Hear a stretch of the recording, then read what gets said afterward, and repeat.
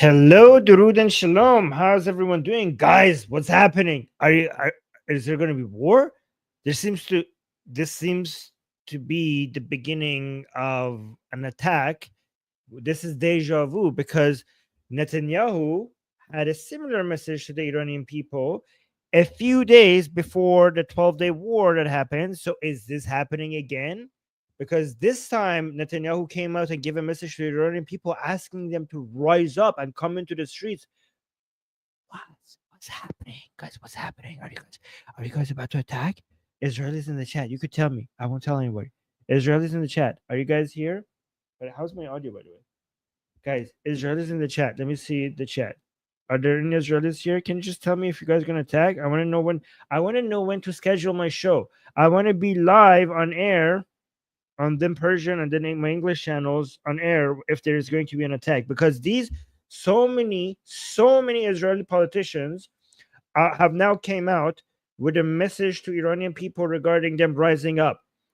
This looks like they are preparing to attack, and they're hoping that the Iranian people will also rise up when this happens. Is that what's happening?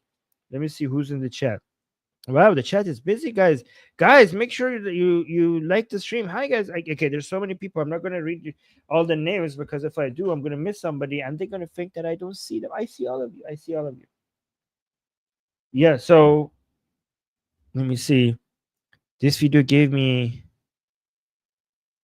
Oh my god. Okay, so rising Ginga saying rising lion war.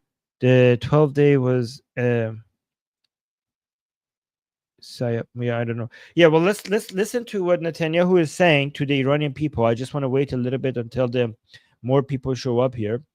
But there's two. I want to show you a video from guys, not one, but two Israeli prime ministers and a whole bunch of other politicians just came all of the sudden, all together at the same time, came out and supported basically asked the Iranian people to come out and topple the regime.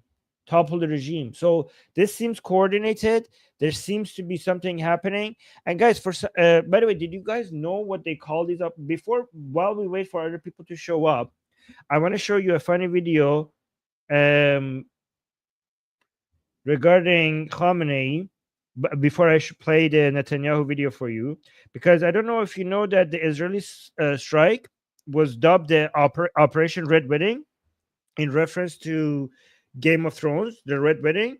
So let me just first show you this, because we have a red bride for you guys. Khamenei is the red bride. And I wanted to show you guys this before we go live. Hold on, let me have this ready. Does this have audio? Yes. So, hey, wait, there's music. I'm not going to play the music. Oh, this is actually beautifully made. Oh, the flower is not falling. He looks good in a red dress. You know, he actually looks good. He doesn't, that's nice. That fits him very well. It's much better than the mullah costume. That's nice. He never looked this good, I must say. Yeah, so he's Netanyahu's bride now. What the hell?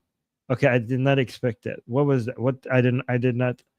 He doesn't look very happy. Okay, never mind. Let's go back to Netanyahu. Let's go back to Netanyahu. All right, okay. So the red wedding was canceled the first time around, thanks to Trump. Canceled the wedding. He's a wedding crasher. So phase 2, we're gonna try the red wedding again. See, maybe this time we're gonna finish the job. But yeah, you can see Khamenei is ready in his red dress. He's ready for you, Netanyahu. Come finish the job. Anyways, let's see what Netanyahu has to say, and we could analyze him. Oh, okay. Oh, the cat lady is saying, what happened in the original red wedding? I don't know. Should I do a spoiler alert? Spoilers. Spoiler alert. Hold your ears for people who haven't seen it. Everybody died. Everyone dies. Everyone dies. Okay? So that's what happened. Anyway, so let's watch this. Greetings from Jerusalem. Guys, do you have the audio? Is the audio do you have the BB's audio is good? Let me know in the chat. Greetings from Jerusalem to the proud people of Iran. Your leaders forced a 12-day war on us, and they lost miserably. They lie through their teeth, but on rare occasions, they tell the truth. A few days ago, the Iranian president said, "We have problems with water, electricity, money, and inflation. Where don't we have a problem? There won't be any water in the dam." Guys, to say that Iran has a water problem is not at all fair, because it's way beyond a water problem. The it's inaccurate to suggest that Iran has water shortage, because it's not. A shortage is basically underselling it. The situation in Iran is really bad. Iran right now is absolute water bankruptcy. Forget water shortage. There is, I don't know what's going to happen, but in a few months things could get really, really bad. Like the situation that Iran is right now is nothing apparently compared to what's about to happen. So we'll see. Where don't we have a problem? There won't be any water in the dams by September or October. He's right. Everything is collapsing. In this brutal summer heat, you don't even have clean, cold water to give your children. Okay, so Angry Keyboard Warrior saying, why is there water shortage in Iran? Because of mismanagement by the regime. Because a lot of people think it's just because of climate change, but one great indication to show us that it's not just because of climate change is that if you go look at the lake in Iran, in the northwest of Iran, there used to be a lake that I used to swim in that lake as a kid, and it was famous. It was a very beautiful lake. It was beautiful. It was a big, beautiful lake that was so salty that when you swim in it, you would just float. You wouldn't have to swim. Like you would just float. So that's how dense the water was. But that lake, the Urumia Lake in northwest of Iran, is gone. Is completely non-existent, right? So like almost completely dried out, right?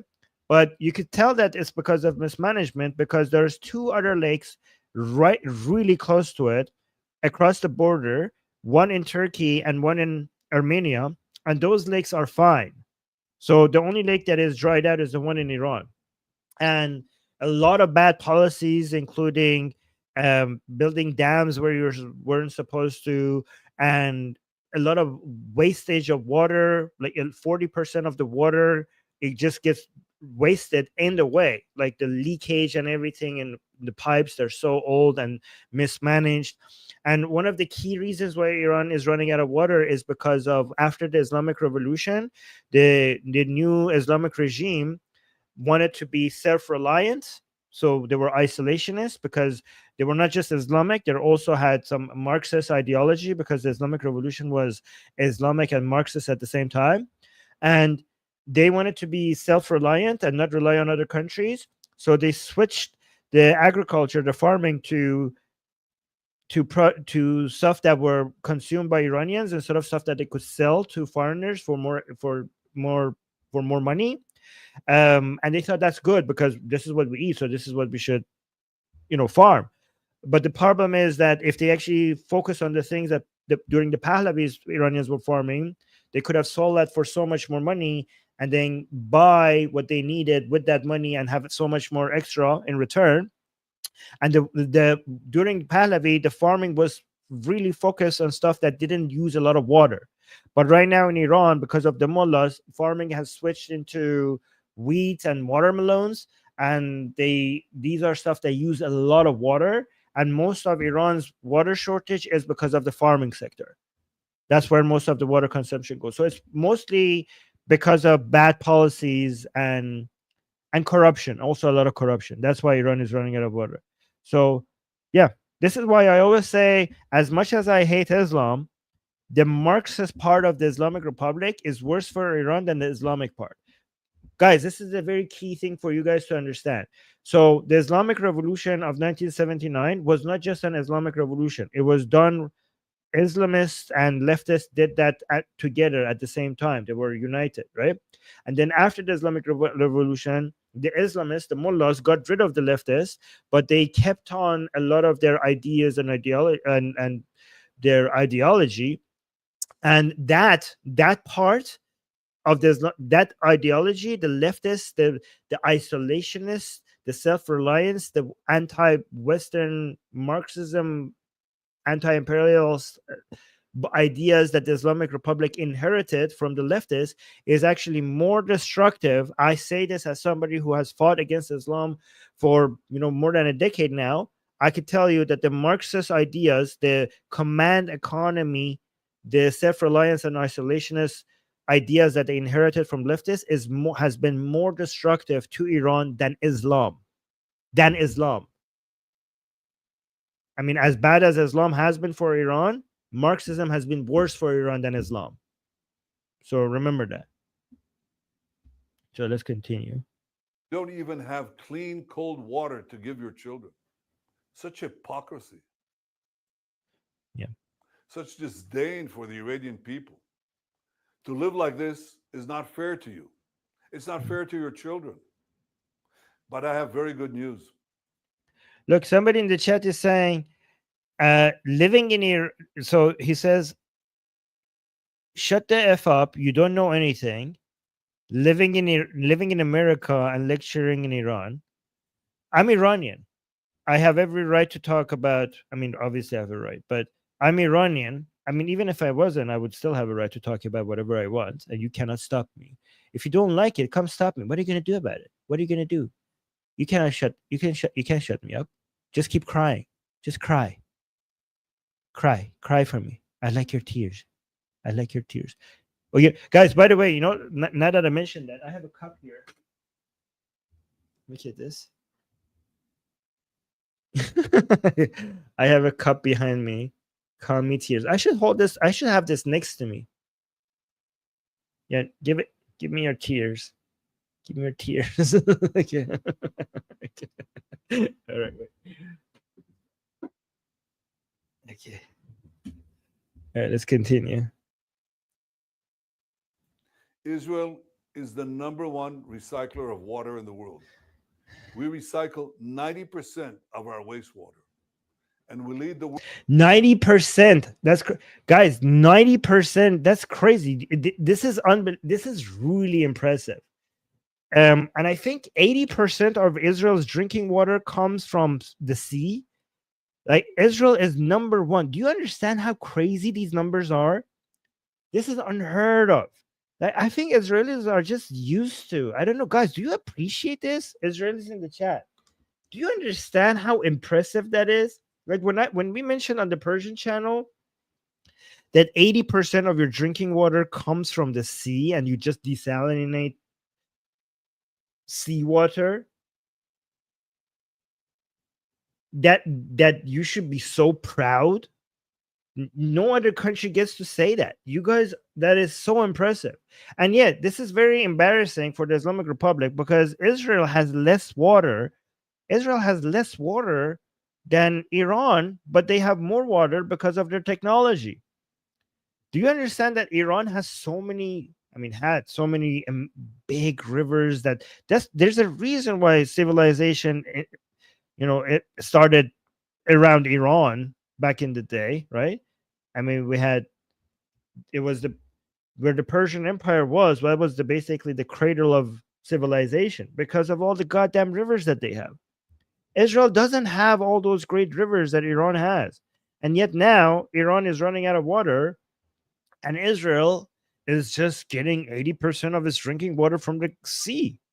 You guys, Israelis, it makes no sense for you not to be patriotic. Like, if you are, the Israelis should be the most, among all the people in the world, Israelis should be the most proud of their country and their government, right? Let me see. We got 2 super chats. By the way, guys, super chats are a really good way to support the channel, and I will read the super chat, and also memberships if you become a member.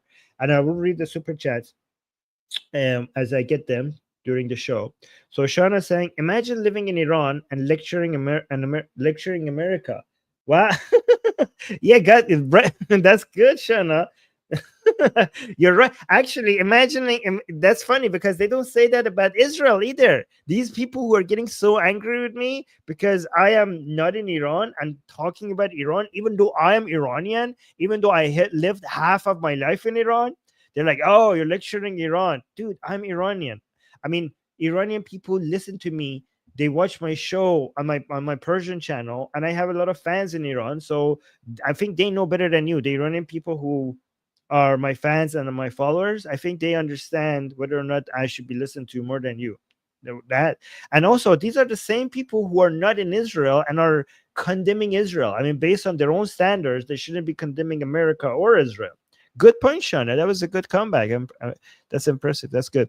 And then we got another super chat by Daniel saying, Iran blaming Israel and America for the water. Well, okay, so, oh no, that's Danny. Danny, sorry, not said Daniel. Well, Danny, it's not Iran blaming Israel; it's the Islamic Republic, because the Iranian people, which is Iran, they do not blame Israel or America. They blame.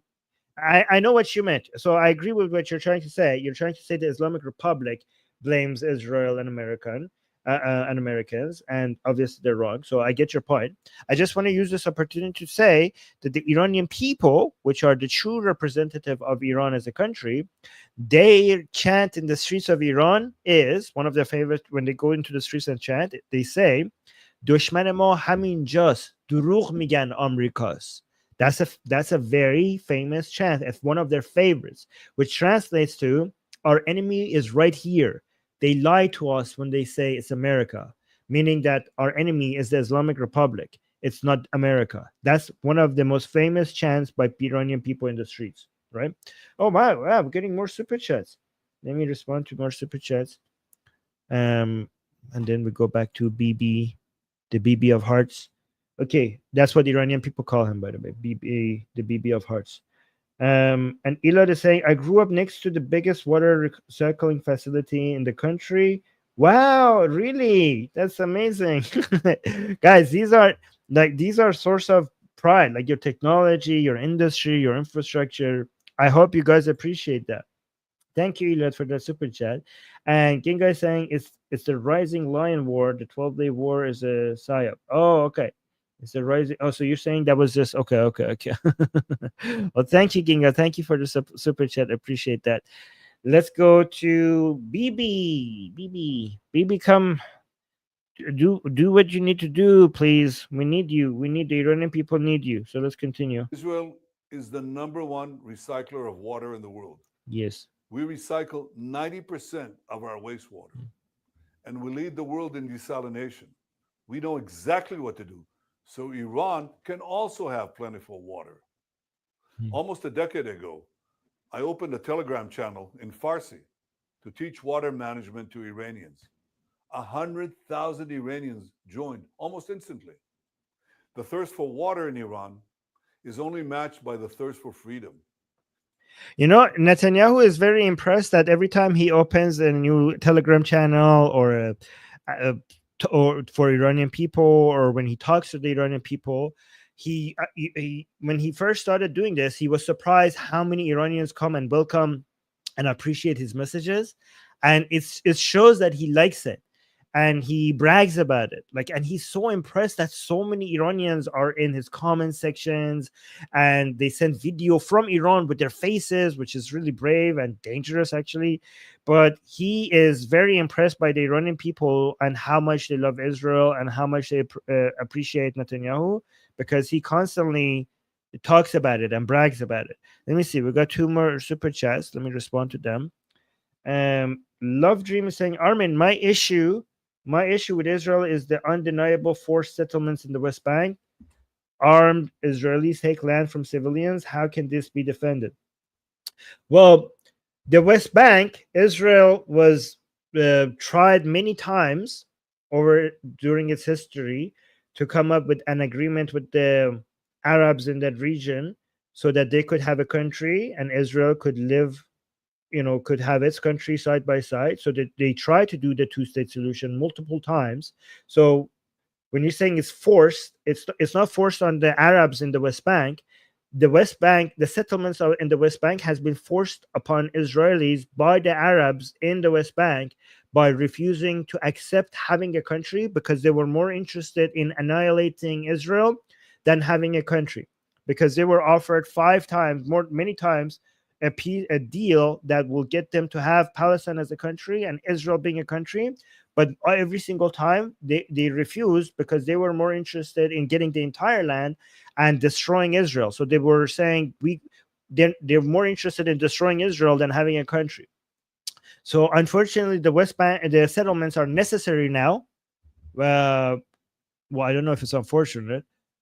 I think they're necessary now because Israel should not try this ever again. Because if you keep trying something that they don't even want, that's basically insanity. So Israel, especially after Israel gave away Gaza, so Israel tried to give Gaza to the people there so that they could have their own country. And look what happened. They became more violent instead of that causing them to become less violent and living peacefully and build a country next to Israel. They became more radical, they became more terroristic, and eventually we also had October 7th. So why would Israel do with West Bank with what they already did with Gaza, and it failed and it backfired? So I support the settlements in the West Bank because I think that Israel should make sure that it does not give away any of this land ever again to people who will turn this land into a base of operations against Israel as a way to annihilate it. So Israel should continue the settlements in the West Bank to the point that the two-state solution becomes impossible. That's my opinion. And then, I mean, they tried already. Why would they keep trying something that didn't work many times? And then we have another. Well, thank you, Wanderlust419, for becoming a member. Thank you so much for supporting the channel. But again, Love Dream, I know we might disagree, but I appreciate you trying to think about these things. You know, maybe we disagree, but the fact that you're, thinking about this and trying to come up with a conclusion is admirable. Okay, it's admirable. Anyways, let's go back to BB. Let's see what BB says. So here's the great news. The moment your country is free, Israel's top water experts will flood into every Iranian city, bringing cutting-edge technology and know-how. We will help Iran recycle water. We'll help Iran desalinate water. And what would that look like? Just imagine water skiing again in the Karaj Dam with your family. Imagine walking hand in hand with your partner next to the bountiful river in Farahzad, which is now completely dried up. Imagine the parched trees in Yavaran and Darban getting as much plentiful water as the trees in IRGC strongholds. Imagine restoring the once stunning Urmia Lake in the northwest of Iran. Well, all this is not a dream. This can be your reality. But instead of making this a reality, your dictators impose tyranny and poverty upon you, just as they impose war on us. For 46 years, you've been denied the most basic human rights, the right to express yourself freely, to write, speak, sing, whatever you please.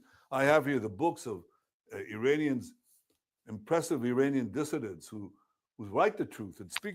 Okay, this is one part that I don't like.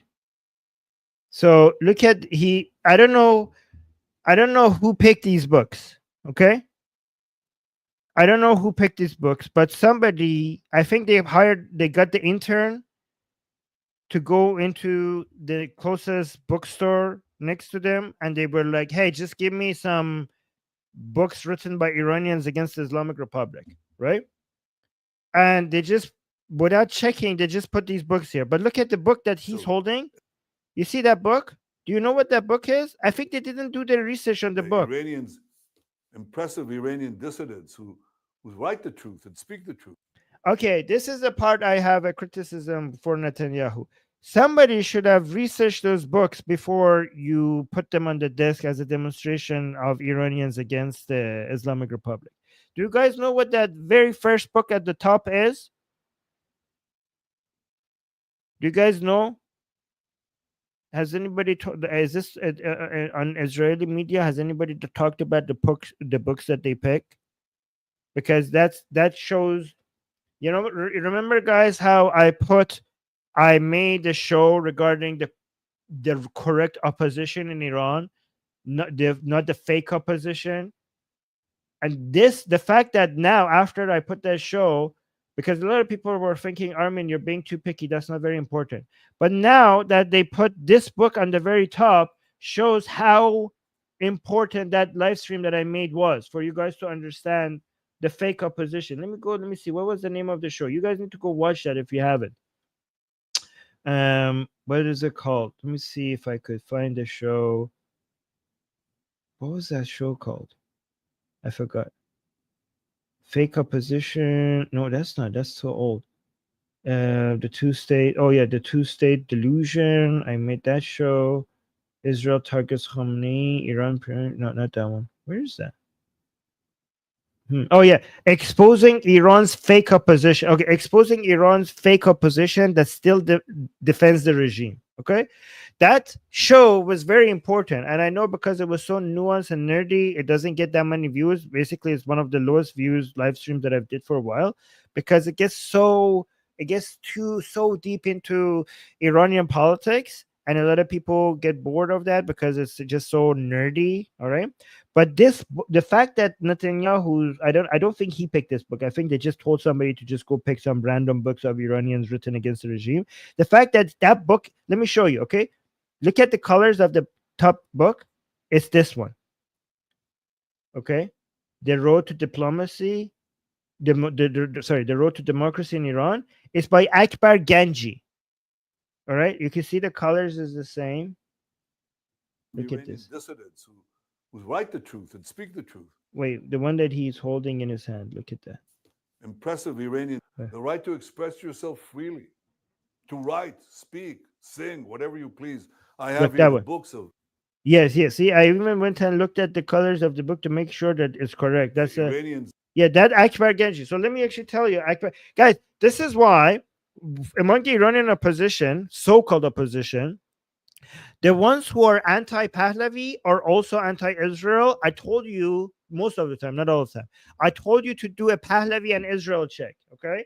Because these are leftist reformists who are not we Iranians. This is why you need Reza Pahlavi, because the Iranians, the vast majority of Iranians who now support Reza Pahlavi as the leader of the opposition, they also support Israel because Reza Pahlavi supports Israel. Reza Pahlavi's team has declared that as soon as the Islamic Republic is toppled, if his team comes into power, they will immediately recognize Israel and immediately start working on having a good relationship with Israel.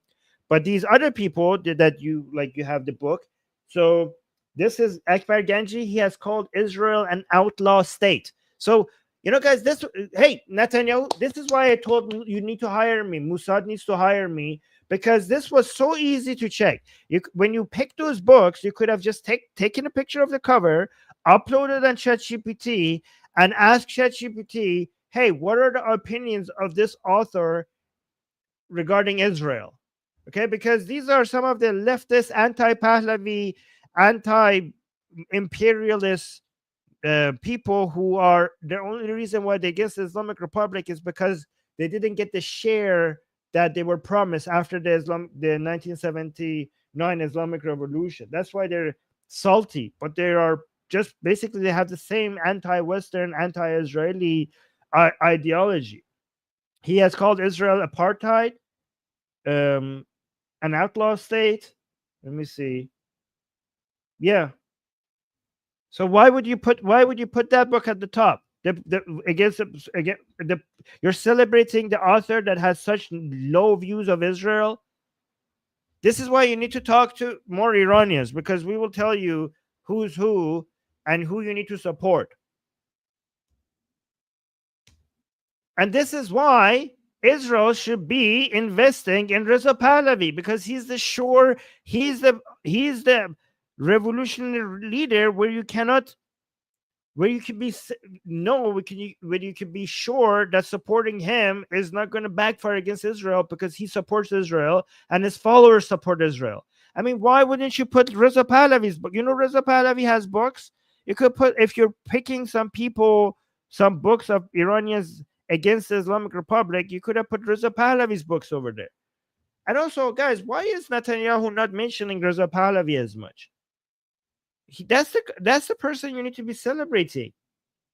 I want more Israelis to celebrate Reza Pahlavi, because if you're talking about It has three benefits. Supporting Reza Pahlavi has three benefits for Israelis, right?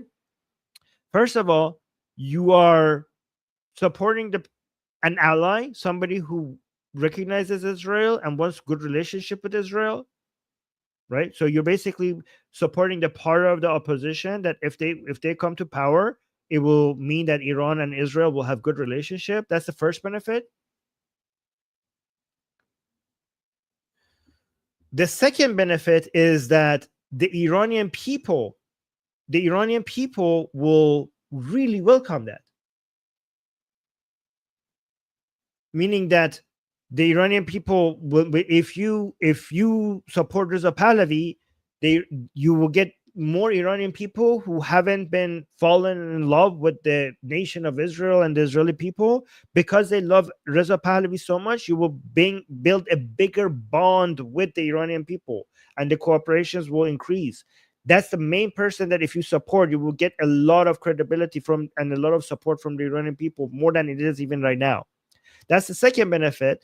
The third benefit of Israel and Netanyahu and all the other politicians supporting and mentioning Reza Pahlavi is that it's one of the easiest ways to harm the Islamic Republic. By just mentioning Reza Pahlavi, you will harm the Islamic Republic more than anything else with such a low cost. Meaning that the Islamic Republic fears one man more than anyone else, which is Reza Pahlavi. The Islamic Republic's fear of the second person that the Islamic Republic fears more than anyone else is Netanyahu. Maybe Naftali Bennett if he becomes, I don't know. But the first person is Reza Pahlavi.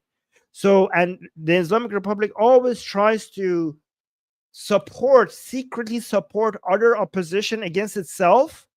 This is true. The Islamic Republic secretly supports other opposition groups against itself just so that it could reduce the influence of Reza Pahlavi. That's how much they fear Reza Pahlavi, that they secretly support other opposition groups so that Reza Pahlavi, to try to make Reza Pahlavi less relevant. That's how much they fear him. So by mentioning Reza Pahlavi and supporting him and increasing his international profile, you are basically are attacking the Islamic Republic, at least politically, where it hurts the most. So it has these three advantages. So why are you supporting these other people? I mean, one of those other books is by Shirin Abadi. I mean, these days she's better now, but she used to be not very okay. But anyways, that Akbar Ganji book there's no excuse for that book. Who picked that? Who picked that book? Was it the intern? Tell me it was the intern. Do some research. Okay. The guys, if you're anti Pahlavi, you're also probably anti-Israeli in Iran. Okay, so just make that your test. Make that your litmus test. Impressive Iranian. Guys, I explain things to you that nobody else explained. Like who would have told you this? Tell me this. This channel is so impressive. Who would have?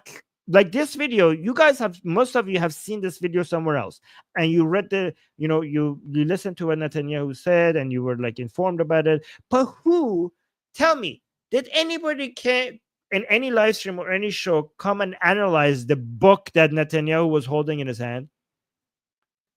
Huh? Did anybody do that for you? Nobody did that for you. This is the channel where you get the best information. Okay, nowhere else. Okay, I know.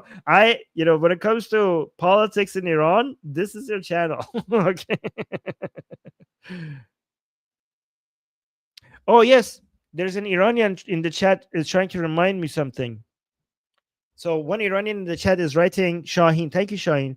He's saying آرمین بهشون بگو ایرانیان خارج کشور به دلیل حمایت شاهزاده از اسرائیل پرچم اسرائیل شیر و خورشید شاهزاده گرفتن دستشون فکر کنم. So Shaheen is trying to say to me that please remind the Israelis here that the reason why so many Iranians started holding the Israeli flag while they were also holding the lion the lion and sun flag of Iran, when they come into the streets of Canada, United States, and Europe, the reason why you saw so many Iranians starting to hold Israeli flags was because of Reza Pahlavi's support for Israel. After Reza Pahlavi went to Israel and sat down with Netanyahu, that's why it was after that that so many Iranians started holding Israeli flags everywhere around the world. And that should give you an indication of how important this man is. And if you see so many Iranians now supporting Israel, is because they're following the lead of their leader, which is Reza Pahlavi. So why is Israel not returning the favor? Why is Israeli officials and politicians not mentioning Reza Pahlavi? So please do that. Please tell your politicians that the Iranian people want you to mention Reza Pahlavi. Say his name. Just say his name. So let's continue. Iranians' impressive. Okay, let me go back here. The right to express yourself freely, to write, speak, sing, whatever you please. I have here the books of Iranians, impressive Iranian dissidents who write the truth and speak the truth, but it's published outside Iran. Such repression, such cruelty. You, the descendants of Cyrus the Great, you deserve much more. You don't deserve leaders who flee the country while you suffer alone during a difficult war.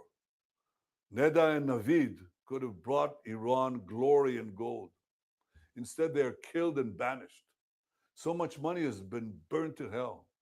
The tyrants of Tehran preferred sending hundreds of billions of dollars, not to you, to Hamas, to Hezbollah, to the Houthis, instead of funding your hospitals, your schools, and your roads.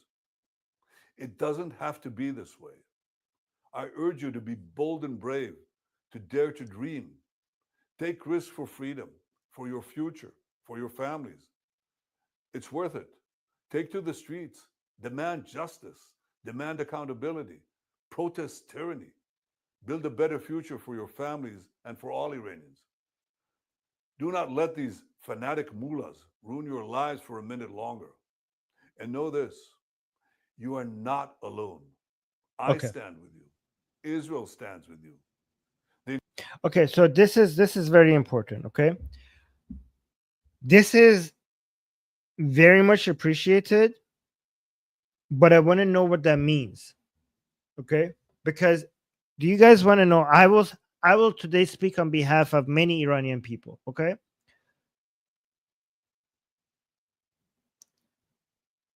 Right now, I cannot lie. We need Israel. We Iranian people cannot do this by ourselves. We can't. We're not armed. I'm sorry, we're not armed. I know a lot of you Israelis might be disappointed that why did the Iranian people did not rise up after the 12-day war. I'll tell you why they did not rise up. There's two reasons why the Iranian people did not rise up. Two reasons. One, the Islamic Republic has mastered the art of suppressing its people. And every time the Iranian people rose up, they became better at shutting it down. Right now, every time they get the smallest hint, and they have gotten better at getting the hint with regards to when the Iranian people are planning to come into the streets. As soon as they get any signs that the Iranian people might rise up, they flood the streets with soldiers and tanks and armored vehicles and soldiers that have riot gear. And as soon as people go out into the streets to riot, they see that the number of soldiers ready for them outnumber the people who are trying to start the riots. And it becomes so intimidating, and it's so obvious that the first people who want to try to start the riot, they will just get wiped out. And if you have to go see, like, every time people think that tomorrow is a riot day, when they come into the streets, it's just a sea of soldiers with riot gear and armored vehicles. And it's anybody who thought that they could start a riot would, obviously I'm just going to die. Obviously, this is not going to go anywhere, right? That's reason number one. Reason number two Yeah, the catalyst say, do they have many soldiers? Yes, especially as the poorer Iran get, the easier it's going to be to buy people to do such things, right? I saw I've got another super chat. The second reason why the Iranian people, I mean, at some point they are going to rise up, but the reason why it might not happen when you want it to happen. The second reason is that the Iranian people have paid a very heavy price for their bravery. So every time that the people come out, it gets it gets covered internationally. Oh my God, mass protests in Iran, right? But when the riots finish, when people's protests against the government finish, and the news stops covering it, that's when the real news starts happening in Iran, because then the regime, once the cameras are turned off and once the news cycle is now focusing on something else, then the Islamic Republic gets to work and starts punishing every single person that they got on camera that they were participating in the protest, or they could get any hints of. They just go randomly sometimes and punish people, and they punish them in such severe ways that is beyond death. So, for example, because some of these people who go protest, they're not afraid of death. But when the Islamic Republic captures them, they do certain things, including sexual, right? That, and also intimidate and threatening their family. So many Iranian peoples, when they go into the streets, they're out there willing to pay with their lives to topple the regime, right? And the regime knows that threatening their lives is not, sometimes it's not going to pay, it's not going to scare them, right? With many of them. Some of them, of course, many of them will scare them as well. I mean, it's life. Obviously, we love to live. But the Islamic Republic has gone beyond that. And now when they arrest people, they do two things. Either they start psychologically torturing them by threatening their family instead of themselves, or many times they start abusing them, both men and women, sexually. And many Iranians actually hate that more than death itself, to the point where many young Iranians, after they got arrested by the Islamic Republic, after they were freed, they committed self-deletion after they were freed by the Islamic Republic, right? And I'm just telling you that the Islamic Republic once doesn't hide that like it used to. Like the Islamic Republic does on purpose does a poor job at hiding it, because it wants other Iranians know what happened to people who dare challenge the regime. And the Iranian people have paid a very, very heavy price for their bravery. And it didn't cause the toppling of the regime the other times they did this. So when you ask me why the Iranian people haven't risen up yet, just understand that it's not that easy. Okay? And they have tried. They have tried many, many, many times. And this is why when Netanyahu here says that we will support you, I want to know exactly how. Okay. And I know this sounds very demanding, but again, we have mutual interests. You want the Islamic Republic gone. And the reason why you're making this video asking the Iranian people to rise up because the Israeli politicians have realized one thing I have been telling everybody for the past 5 years, that the toppling of the Islamic Republic requires the mutual work of the Iranian people and the Israeli people. So just as much as the Iranian people need Israel, Israel also needs the Iranian people. I mean, I always knew this to be the case, and these videos prove it as well. Or else why would they make these videos asking the Iranian people to rise up? Because Israel is very good at intelligence operations, spy networks, aerial bombardment, targeted attacks, all of that. They're the top. They're the best in the world at that. Okay. But what Israel doesn't have is enough boots on the ground to be able to topple the regime. Because at some point, somebody needs to go into government buildings and, military, centers and actually take over these areas, right? You need actually people on the ground. And Israel doesn't have enough boots on the ground to. Iran is a very big country, and Iran, you don't share a border with Iran. This is not like Lebanon. This is not like Syria. This is not like the West Bank. This is not like Gaza. There's not enough Israeli soldiers to do such a thing, and Israel doesn't have any plan to send soldiers to Iran to do such a thing. And that's what's required to have some boots on the ground to topple the regime. So the Iranian people are the boots on the ground. But the Iranian people are not armed. The Iranian people are not armed.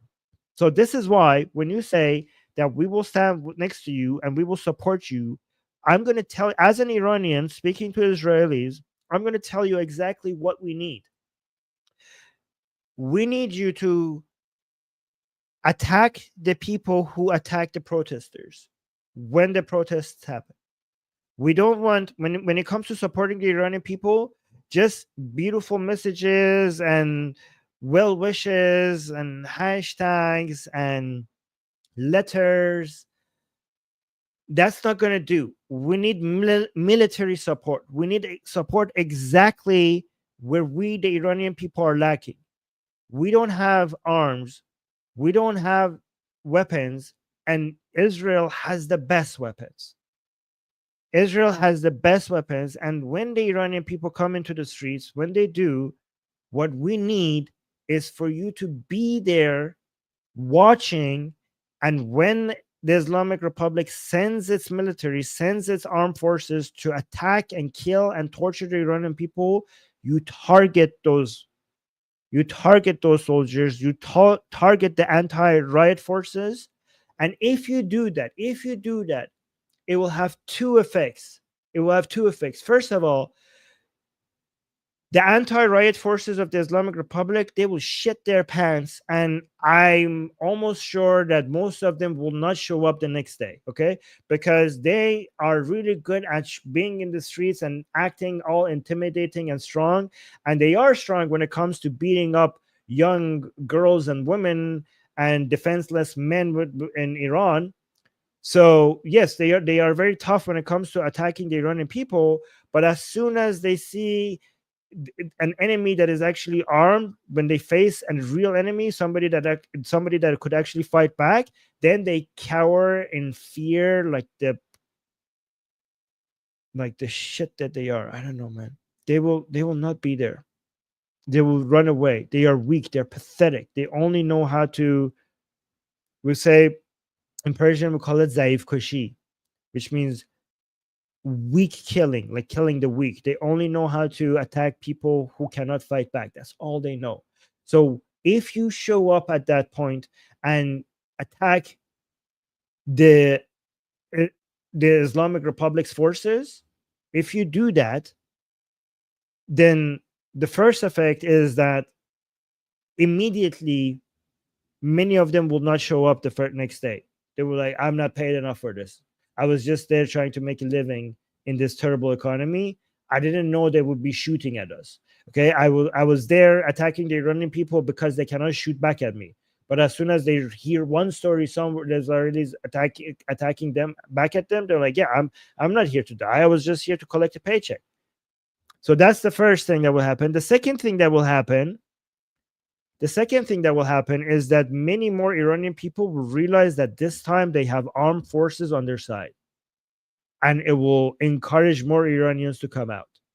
So again, please, Israelis, tell your politicians when you are going to support the Iranian people, in that moment, when the Iranian people come into the streets, are you going to just watch or are you going to join the fight? Because that's what we want. That's what we need. That's what you need as well. I know, guys, I know I got a lot of super chat, but let's listen to this part again. Ruin your lives for a minute longer. And know this, you are not alone. I stand with you. Israel stands with you. The entire free world stands with you. Yeah, so this is the part that makes me worried, because when he says the entire free world stands with you, no, Bibi, the entire free world does not stand with us. Our eyes are only on Israel. I mean, if the support that you want to give to the Iranian people is the same support that Europe United States and Canada is giving to the Iranian people, then that's not going to be the support that we're hoping to get. So forget the entire free world. The entire free world doesn't have the balls that Israel has. Okay, the entire free world does not do the job necessary that Israel does.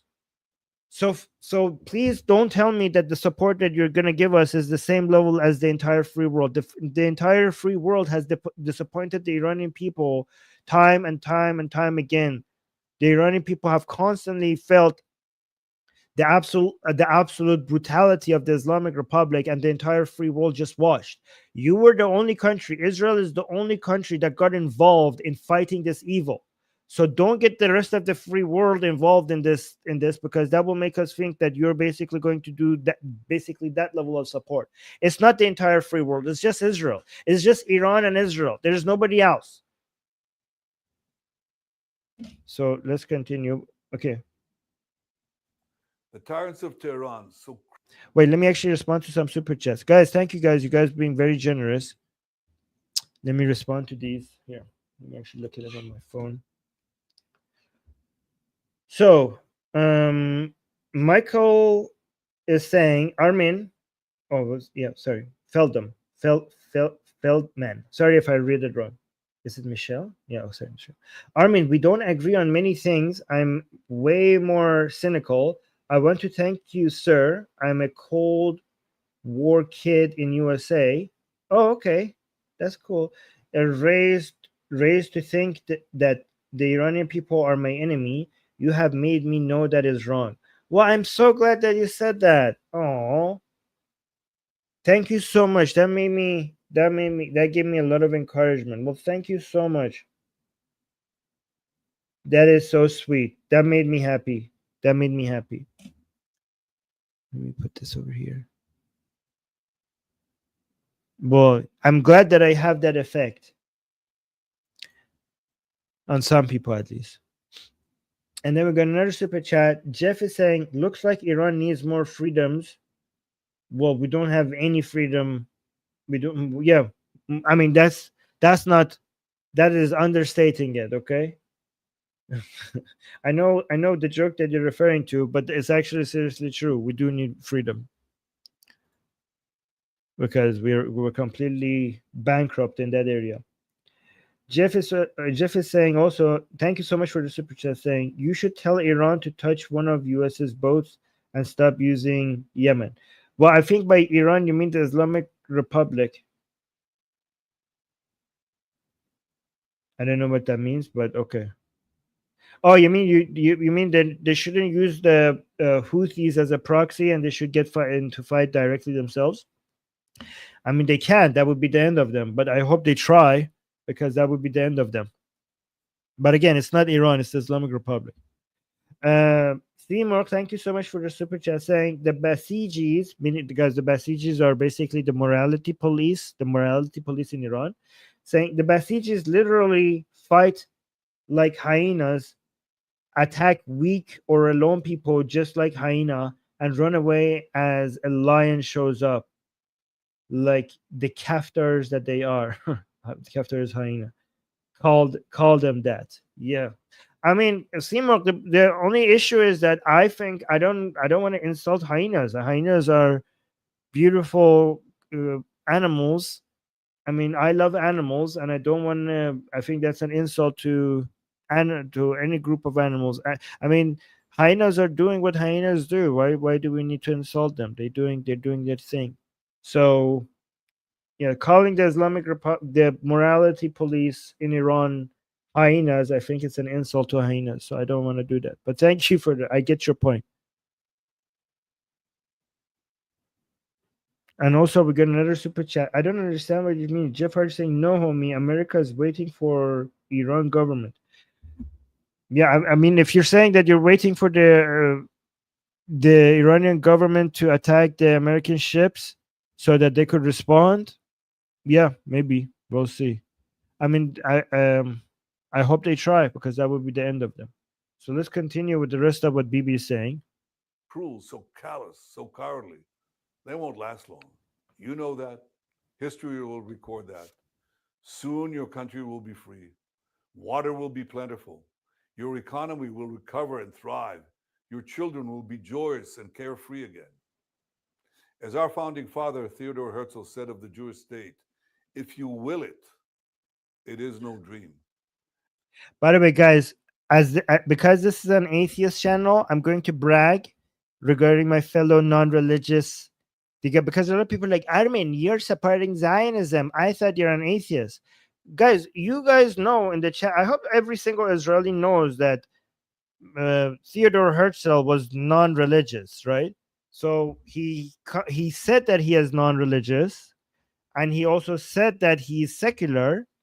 He didn't mention anything regarding his opinions regarding God, but he's assumed to have been agnostic.